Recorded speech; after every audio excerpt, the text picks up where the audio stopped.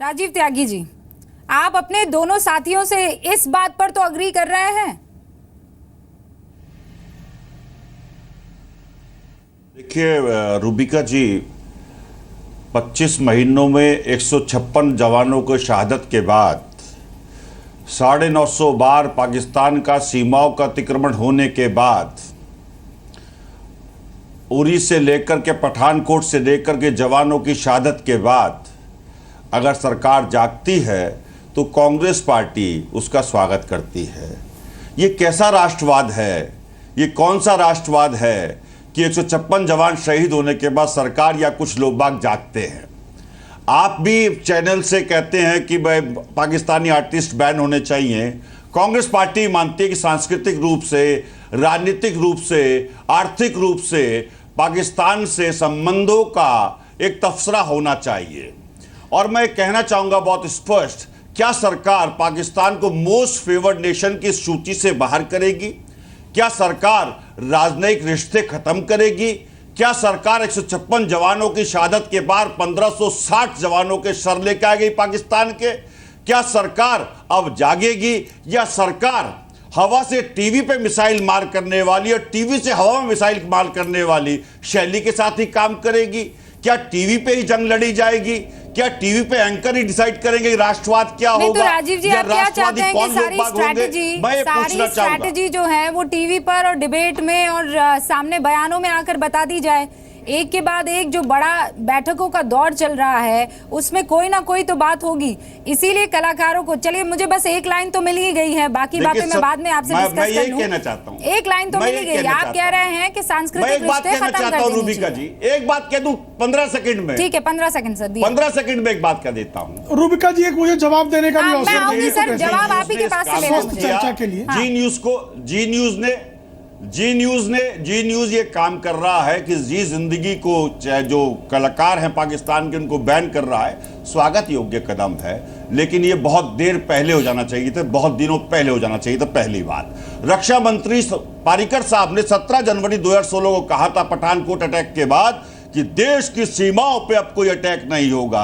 क्या रक्षा मंत्री इस्तीफा देंगे? क्या डोभाल साहब इस्तीफा देंगे? क्योंकि डोभाल साहब ने भी ये कहा था कि देश की सीमाओं पे अब पाकिस्तान को अतिक्रमण नहीं कर पाएगा। मैं जवाब ले लेती हूं। हम तो ये कह रहे हैं, हम सरकार के साथ हैं, सरकार क्या स्टैंड लेगी हम साथ खड़े हैं, कांग्रेस पार्टी साथ खड़ी है, लेकिन सरकार क्या स्टैंड लेगी ये बताएं। हाँ, शुक्ला जी। नहीं, लोकतांत्रिक ढंग से उनको बात करने का अधिकार, लेकिन सरकार का स्टैंड आप साफ देख रही हैं। सबसे अच्छी बात इसमें यह है कि 2.5 वर्षों पे जो घटनाएं हुई उस पर कांग्रेस को भी चिंता हुई है। 80,000 लोगों की आतंकवाद में 70 वर्षों में जो है मृत्यु हुई। 30,000 लोग जो है 80 के दशक में पंजाब में मार दिए गए। उसके बाद सांस्कृतिक संबंध रहे, तब इनको लगा कि सांस्कृतिक संबंध रखना बहुत आवश्यक है। हमको पाकिस्तान की घेराबंदी करनी चाहिए। कांग्रेस इस सियापे का कोई लाभ नहीं। बताइए शुक्ला जी, शर्मा शेख में अगर मनमोहन सिंह साहब ने बलूचिस्तान की बात की तो क्या मोदी जी उसी लाइन पे नहीं चल रहे हैं? एक तो आप इससे बाहर निकलेंगे तब तो बात बन पाएगी ना। बलूचिस्तान में आतंकवाद को प्रायोजित कर रहे थे, आप ये बात कर रहे हैं। हम तो बलूचिस्तान के अलगाववादियों को नैतिक समर्थन दे रहे हैं। राजीव त्यागी जी, उस पे आपको सलमान खुर्शीद को आपत्ति है? नहीं चल रहे जो मनमोहन सिंह साहब क्या करते थे। राजीव त्यागी जी, मुझे लगता था आज की तारीख में आप हमारा रोल है ये कहकर मैं आगे बढ़ रही हूँ सर, मुझे वक्त जाया नहीं करना, मैं आगे बढ़ रही हूँ। ये कांग्रेस बीजेपी का वक्त नहीं है सर, ये हिंदुस्तान का वक्त है।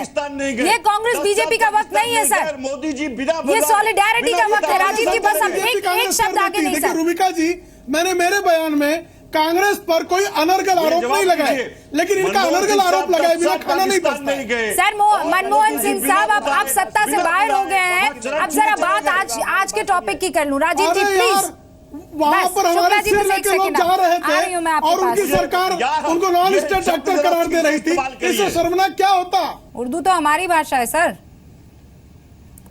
हमने जन्म दिया है, हिंदुस्तान ने जन्म दिया है। जी हाँ, और अभी जो आपने सवाल खड़ा किया है और जी ने जो अभी, और जी के बारे में खास करके मैं कहना चाहूंगा कि आपने हमेशा सुझाव दिए हैं कि राष्ट्रहित में क्या क्या करना चाहिए, और ये जो आपका सुझाव है वो काफी अच्छा सुझाव है।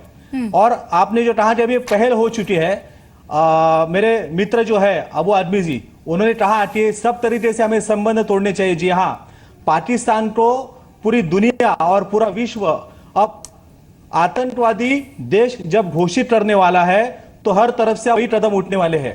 और ये दुर्भाग्यपूर्ण है ना, पाकिस्तान के जो कलाकार यहाँ पर जो आते हैं अपनी रोजी रोटी के चक्कर में, और जब पाकिस्तान इस देश पे जब आतंकवादी हमला करता है तो कोई उसके बारे में निषेध करता नहीं, उसके बारे में कोई निंदा करता नहीं। ठीक है। और अबू जैसे आजमी पाकिस्तान साहब, के बारे में है अबू वैसे आजमी यहाँ के भी साहब, कुछ आपने कलाकार जो हैं बात कही है वो कि पाकिस्तान में A से अपनी जो लेकर पिक्चर Z अपनी तक फिल्म जो सारे रिलीज होने संबंधों वाली पर है, अभी ब्रेक लग जाना चाहिए। इसको तीनों के तीनों डिबेट में आए मेहमान कह रहे हैं वेलकमिंग है, ये वाकई स्वागत योग्य है। लेकिन अब सवाल ये, क्योंकि आपने जो बात छोड़ दी उसके बाद बहुत सारे लोग हैं जो यहाँ टाइमलाइन पर ट्विटर की ये पूछ रहे हैं कि सर ये बात मान लीजिए ना कि ये कलाकार देश को एटीएम मशीन समझते हैं, आज की तारीख में और कुछ नहीं समझते हैं, इनका मौन रहना सहमति है, ये तो आप समझे होंगे। नहीं, सुनिए मेरी बात, देखिए अडवाणी जी हमेशा पाकिस्तान के खिलाफ बोले और दबा के सच्चाई बोला उन्होंने यहाँ पर, लेकिन जब वो गए कराची पाकिस्तान गए तो उन्होंने जाने के बाद मोहम्मद अली जिन्ना की तारीफ किया, आने के बाद उनकी बहुत निंदा हुई। देखिए आप समझने की कोशिश कीजिए, आज हम अगर इन पाकिस्तानी जो ये आए हैं अपना कलाकार, इनके खिलाफ हम यहाँ कुछ करते हैं तो ये भी जरा सोचिए कि हमारे बहुत सारे हिंदुस्तानी आज पाकिस्तान में मौजूद होंगे, लेकिन पाकिस्तान में जमहूरियत नाम की कोई चीज नहीं है, वो जंगली राज है। और वो इंडियन जो यहां पर टेलीविजन पर बड़ी ताकत से बोल सकता है, यही बोली पाकिस्तान में रहकर नहीं बोल सकता वो, क्योंकि वहां पर जंगल राज चलता है।